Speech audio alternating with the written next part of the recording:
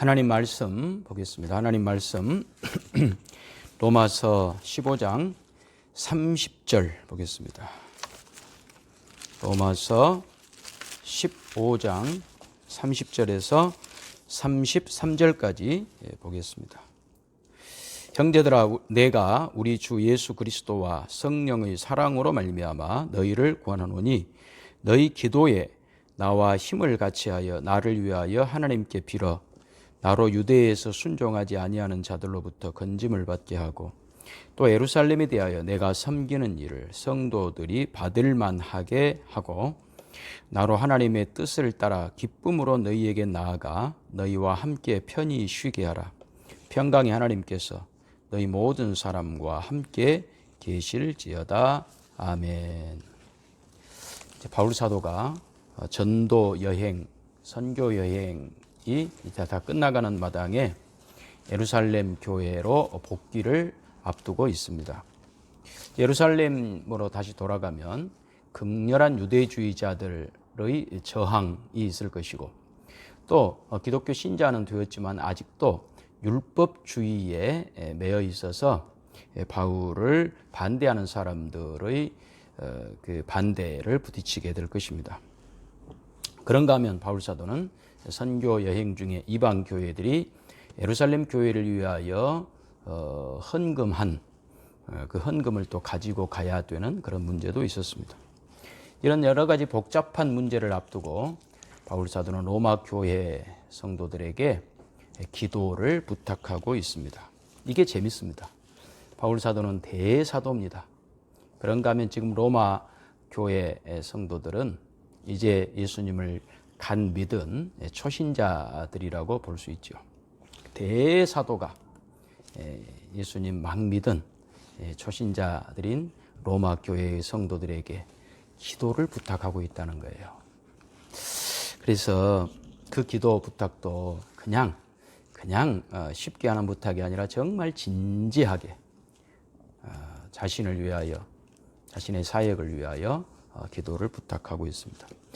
여러분, 오늘 이런 말씀에서 우리는 신앙생활의 중요한 원칙 하나를 발견하게 됩니다. 그것은 뭐냐면 하나님의 일에 영웅이란 없다. 하나님의 일에 영웅이란 없다.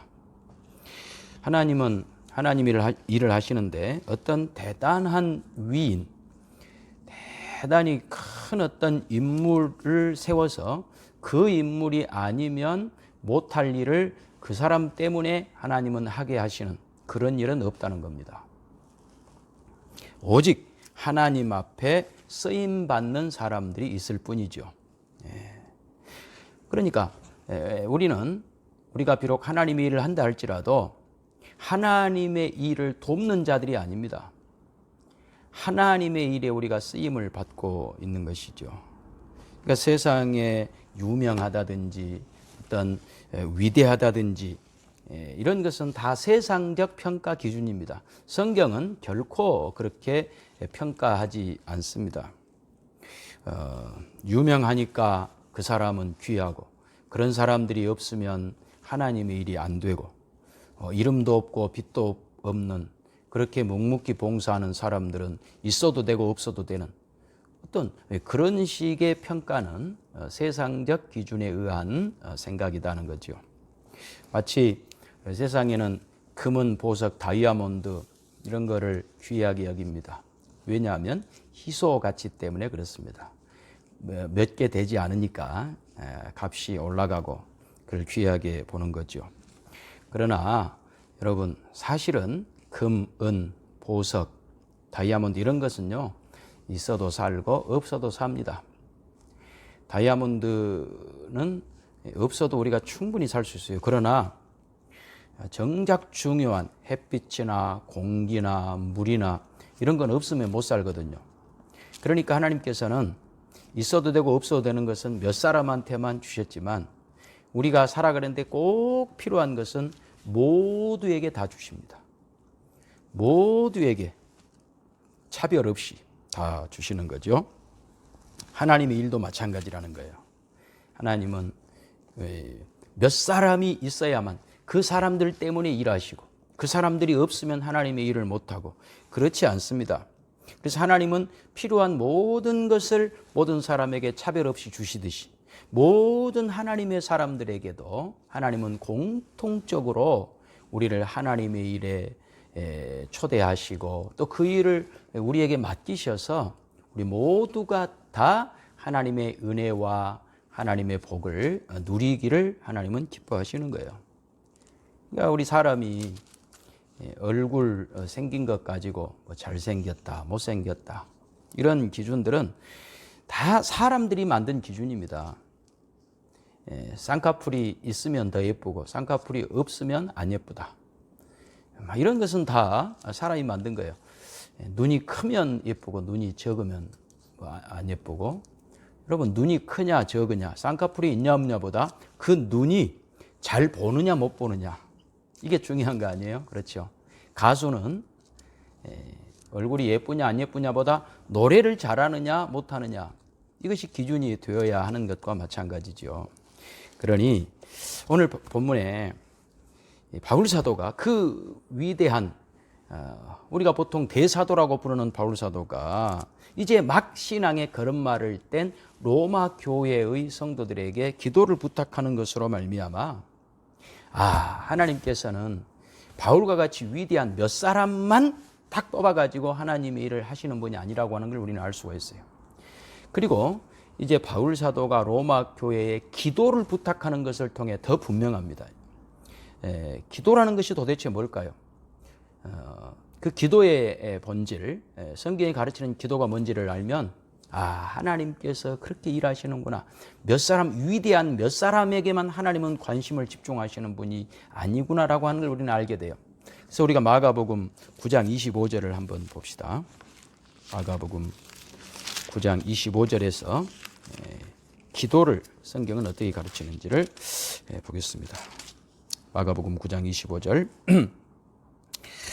예수께서 무리가 달려와 모이는 것을 보시고 그 더러운 귀신을 꾸짖어 이르시되 말 못하고 못 듣는 귀신아 내가 네게 명하노니 그 아이에게서 나오고 다시 들어가지 말라 하시매 귀신이 소리 지르며 아이로 심히 경련을 일으키게 하고 나가니 그 아이가 죽은 것 같이 되어 많은 사람이 말하기를 죽었다 하나 예수께서 그 손을 잡아 일으키시니 이에 일어서니라. 집에 들어가시매 제자들이 조용히 묻자오되 우리는 어찌하여 등이 그 귀신을 쫓아내지 못하였나이까? 이르시되 기도 외에 다른 것으로는 이런 종류가 나갈 수 없느니라. 제자들이 귀신 들린 아이를 어떤 아버지가 데려왔는데 귀신 쫓아내 달라고 요청했지만 못 쫓아낸 거예요. 나중에 예수님께서 쫓아냈습니다. 제자들이 묻습니다. 왜 우리는 귀신을 못 쫓아냈습니까? 그때 예수님께서 기도 외에는 다른 것으로 이런 종류가 나갈 수 없다. 기도. 어떤 성경에는 기도와 금식 외에는 이렇게 또 표현된 것도 있습니다. 기도와 금식. 이게 뭘까요? 여러분 보통 기도와 금식을 어떤 사람들은 오해합니다. 하나님께서 우리의 소원을 이루어서 우리의 소원을 빨리 해결해 주는 방법으로 기도와 금식을 생각하는 사람들이 있어요. 어떤 일을 이루는 비결, 그것도 빨리 이루는 비결, 그냥 기도만 하면 안 되고 금식까지 하면 우리의 소원이 빨리 이루어진다라고 오해하는데 그렇지 않습니다. 하나님은 원래 안 하실 일을 우리가 기도했다고 금식했다고 마음을 바꿔서 하시는 그런 분은 결코 아닙니다. 그러면 기도라는 건 뭘까요? 금식이라는 건 뭘까요? 금식은 우리 인간은 원래 먹어야 힘을 내는 존재입니다. 먹어야 일을 할 수 있습니다. 그런데 먹지 않고 하나님 앞에 기도를 한다라고 하는 것은 이제부터 일어나는 모든 일의 결과는 내 힘에 의한 결과가 아닙니다. 내가 이루어낸 것이 아닙니다의 고백으로서의 금식이라는 거예요. 기도도 마찬가지예요. 기도도. 하나님 앞에 기도를 한다는 것은 지금 제가 하나님 앞에 요청하는 이 일이 결과되었을 때 그것은 나에게 원인이 있지 않습니다. 내가 원인이 되어 결과를 만들어낸 것이 아닙니다. 의 고백으로서의 기도다 이 말이죠. 그러니 바울 사도가 로마 교회 성도들에게 기도를 부탁한다는 것은 하나님의 일에 있어서, 하나님의 일을 하는 데 있어서 그것은 나의 능력, 나의 힘의 결과로 이루어지는 것이 아니다라고 하는 고백으로서의 기도 부탁인 거예요. 굉장히 중요합니다. 오늘 설교가, 오늘 말씀이. 여러분, 오직 하나님이 바울 사도를 쓰고 있다는 거예요. 바울 사도가 무슨 힘이 있어서 그 힘과 능력으로 하나님의 일에 보탬이 되고 있는 것이 아니라 하나님이 하시려는 그 일에 자신은 쓰고 있다. 그러니 이루어질 모든 결과도 하나님이 만들어내신다. 모든 것이 하나님의 손에 달려있다라고 하는 고백. 그래서 비록 초신자들이지만 로마 교회 성도들에게 기도를 부탁하고 있는 것입니다. 여러분, 이것이 바로 바울의 위대함입니다. 우리는 보통 바울이 큰 일을 했기 때문에, 다른 사람들이 못하는 어떤 일을 했기 때문에 바울이 위대한 대사도라고 생각하지만 그렇지 않습니다. 그런 것이 다 세상적 시각에서 바울을 평가하는 것입니다. 여러분, 바울의 위대함은요, 하나님께서 이 모든 일을 이루셨습니다. 하나님이 하신 것입니다. 이 고백을 할 수 있었다는 거예요. 이것이 우리가 본받아야 될 바울의 모습인 거죠. 바울은 절대로 자기가 위인이라고 생각하지 않았어요. 자기가 큰 인물이라고 생각하지 않았어요. 자기 아니면 하나님의 일이 안 될 것이라고는 생각하지 않았어요. 그렇기 때문에 기도를 부탁하고 있지 않습니까? 하나님은 내가 아니어도, 바울이 생각할 때 내가 아니어도 얼마든지 하나님의 일을 하실 것이다. 그러나 하나님은 나를 통해, 그리고 나뿐만이 아니라 로마 교회 여러분과 함께 우리가 기도로 협력해서 하나님께서 하시는 일임을 우리에게 가르치기를 원하신다. 이렇게 바울 사도가 기도 부탁을 하고 있는 거예요. 여러분, 하나님은요, 하나님의 일을 몇몇 유명한 사람 불러다가 하시는 그런 분이 아닙니다. 숨겨진 많은 사람들을 통해서 하나님의 일을 하십니다. 이것이 오늘 바울 사도가 로마 교회를 향하여 기도 부탁하는 데서 우리가 볼 수가 있습니다. 그러니 중요합니다. 오늘 설교를 통해 우리는 몇 가지를 확인합니다. 첫째는 바울 자신은 스스로를 어떻게 생각했느냐? 나는 하나님을 돕는 자가 아니다. 오직 하나님의 일에 쓰임받는 자에 불과하다. 그것이 바로 기도 부탁으로 이어지는 거예요. 하나님이 하나님의 일을 하시는데 나를 쓰신다. 그러니 나는 기도할 수밖에 없다. 또 기도를 부탁할 수밖에 없다. 이런 것이죠. 오직 하나님의 능력, 하나님이 기뻐하시는 일, 바로 그 일이 이루어지기를 바라는 바울 사도의 그 고백입니다. 그래서 자기로부터 어떤 결과도 산출되지 않을 것을, 그래서 모든 것은 하나님의 손에 달려있음을 고백하는 것, 이것이 바울 사도의 기도 부탁에 나타났어요. 또 하나는 하나님은 하나님의 일을 하시는데 어떤 위대한 몇 사람만을 통해서 하시는 것이 아니다. 혹시 그가 어떤 세상적이고 유명하냐 안 하냐 차원이 아니라 신앙적 차원에서 유명하게 될 수밖에 없는 그런 사람들도 있거든요. 그렇다 할지라도 기도를 통해서 하나님은 일하신다. 그의 유명세를 가지고 일하는 것이 아니라 기도를 통해서 일하신다.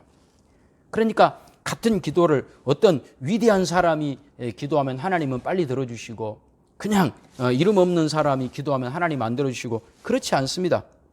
하나님은 기도를 통해서 일하신다라고 하는 것은 무슨 뜻이냐면요, 가능하면 많은 사람이 하나님의 일에 참여하기를 바란다.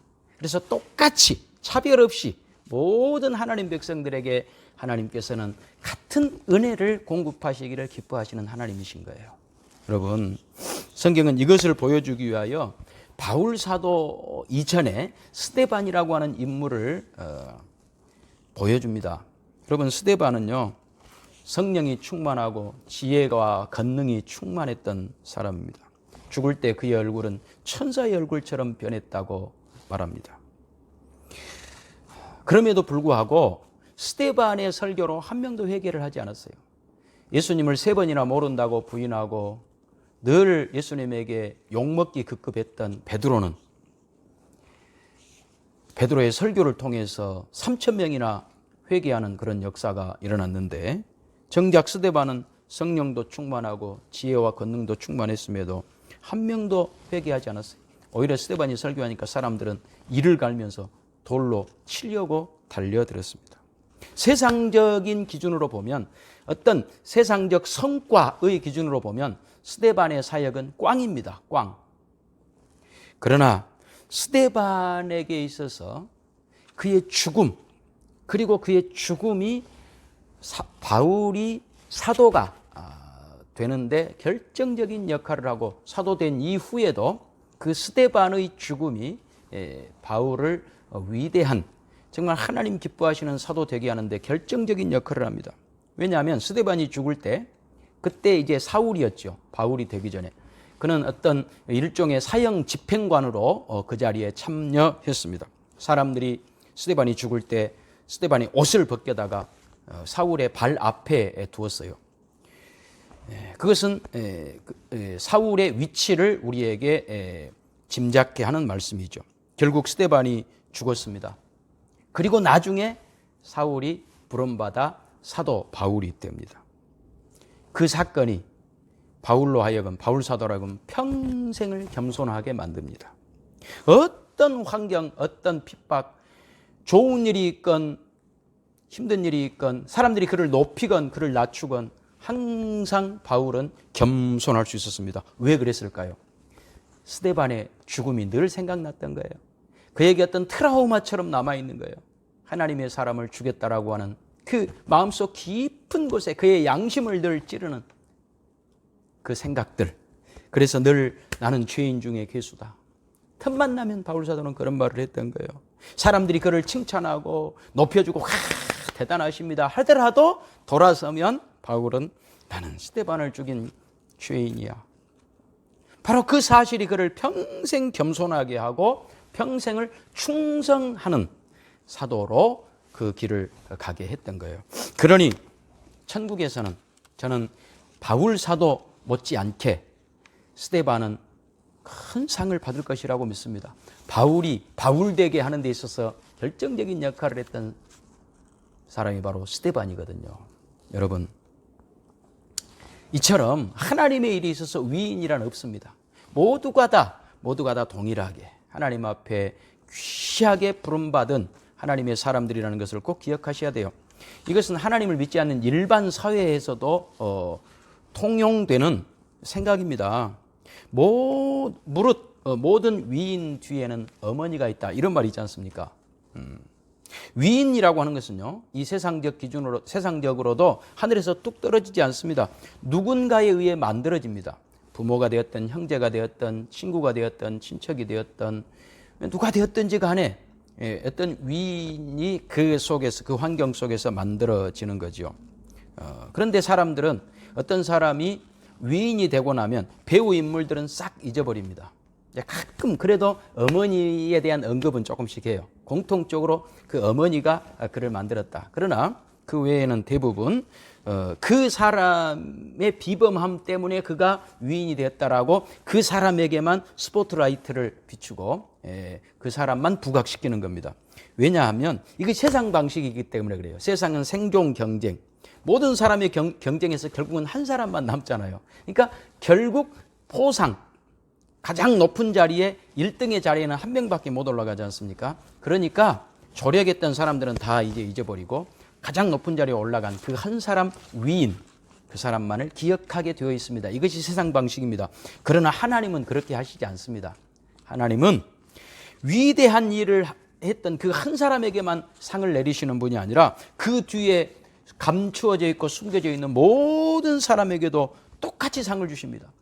누구도 알아주지 않는, 누구도 주목하지 않는 그런 사람이라 할지라도 하나님께서는 똑같이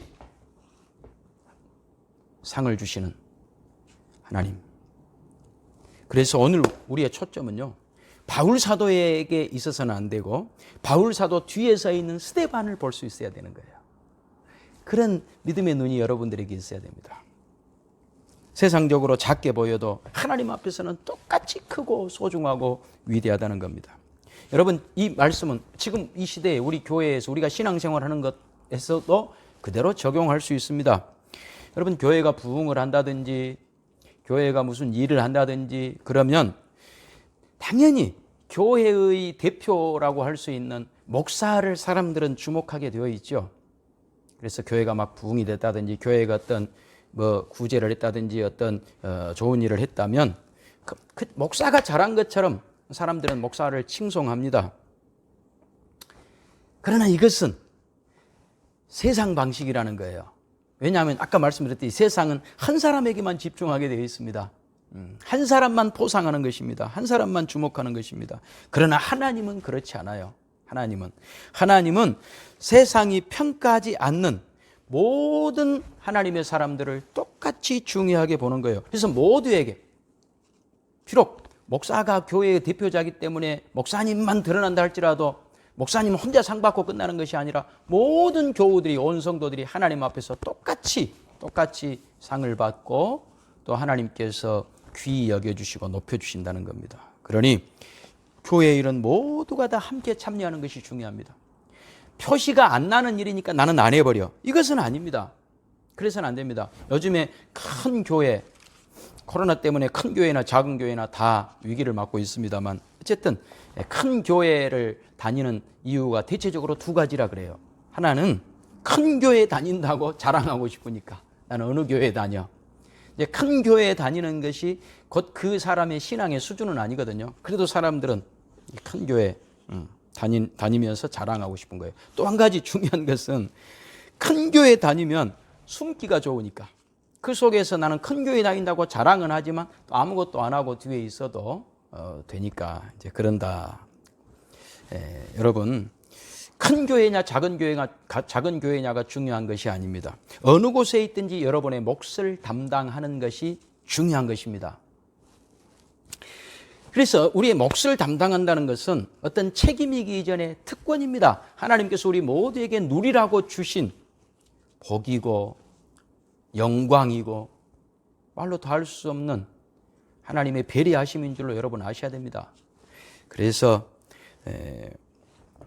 여러분의 이름이 잘 나타나지 않는 그 일이라 할지라도 여러분 소중히 여기시기 바랍니다. 왜냐하면 하나님이 소중히 보시기 때문에 그렇습니다. 가장 신앙생활하면서 시험 드는 것이 뭐냐면요, 내가 안 나타나면 안 해버리는 거예요. 하려면 내가 목사가 되든 장로님이 되든 뭔가 내가 나타나는 일을 하면 하고 그냥 안 나타나면 안 해버려. 이것은 시험입니다. 우리 하나님께서는 어린 소자 하나를 귀히 여기신다고 지금 주일 오후 찬양 예배 설교를 통해 계속 배우지 않습니까? 마태복음 25장 마지막 심판날에 지극히 작은 자 하나에게 한 것이 곧 나에게 한 것이라고 예수님께서 말씀하시지 않습니까? 하나님 우리에게 주시는 대부분의 일들은요, 표시 안 나는 일들입니다. 그러나 그 표시 안 나는 일들이 소중합니다.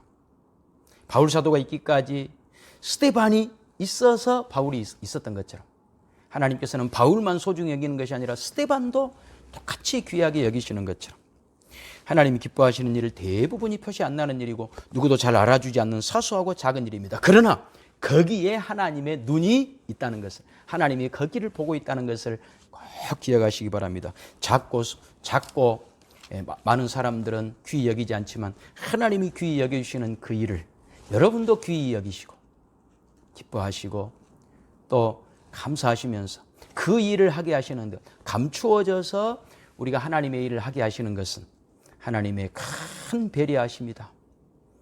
신자의 특권이다. 영광이다. 기억하시면서 묵묵히 믿음의 길 가셔서 하나님 앞에 가셔서 우리 모두가 다 칭찬받는 복된 여러분 되시기를 주님의 이름으로 축원합니다. 기도하겠습니다. 하나님 아버지 감사합니다. 오늘 주신 말씀 마음에 새기게 하시고 작지만 소중한 일, 하나님이 맡겨주신 일, 하나님이 귀한 분이시기에 하나님 우리 모두를 다 귀히 여겨주시기에 우리 중에 사소한 사람은 한 사람도 없고 하나님 맡겨주신 일, 사소한 일 하나도 없고 모두가 다 소중한 일이고 하나님 앞에 우리 모두가 다 칭찬받는 복된 하나님의 사람들로 우리에게 주어진 믿음의 길 걸어가게 하옵소서. 예수님의 이름으로 기도하옵나이다. 아멘.